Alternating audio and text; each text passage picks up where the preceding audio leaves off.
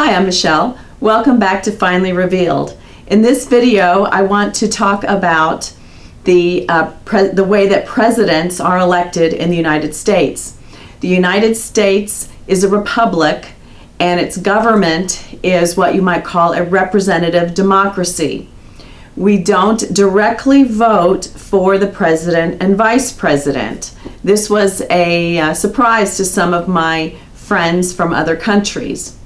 How our president and vice president are elected is through a long, cumbersome process that goes through the two established, at least now, the two established political parties. We have the Democratic Party, which is represented by the symbol of the donkey, and we have the Republican Party, which is represented by the symbol of the elephant.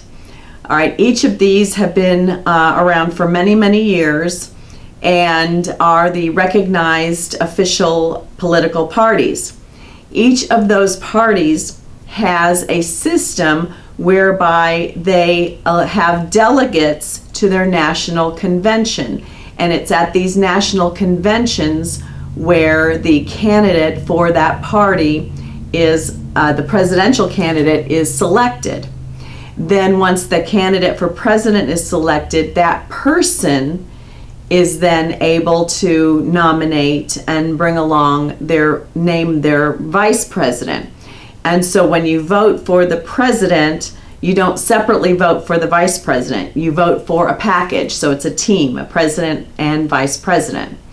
And then we have a general election where those candidates are elected, which is the first Tuesday in November of the election year.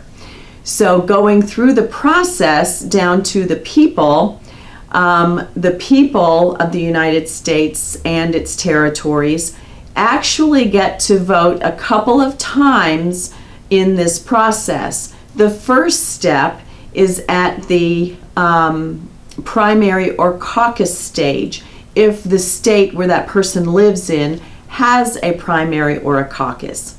A primary is like a mini election. They can be closed or open. An open primary means it is a primary for that political party's candidates to vie for delegates. However, it's open in the sense that any registered voter of either party or independent can vote in that primary.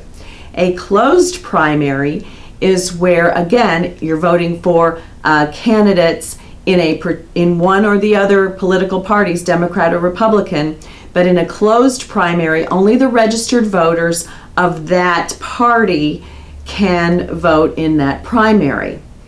People register to vote in a variety of ways. When you register to vote, you register as a member of a political party or as an independent. So if you are in a state where there are closed primaries, then it would benefit you to vote, to sign up and register as either as a member of a particular party, and that way the two main parties are going to have the primary. So if you register for one of those, you will get the opportunity to vote in that primary. As a registered voter, you are not required to vote along with that party. You are simply identifying yourself at the time of registration as being a member of that party.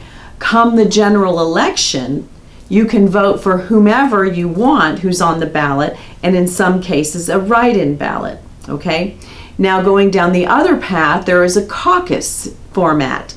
And a caucus format is different than a primary. I said the primary is a mini election. A caucus is actually an in-person, the basic definition and the way it's done, it's an in-person, you show up and you stand in an area designated for the person that you are supporting, who is in the primary, who's in the caucus.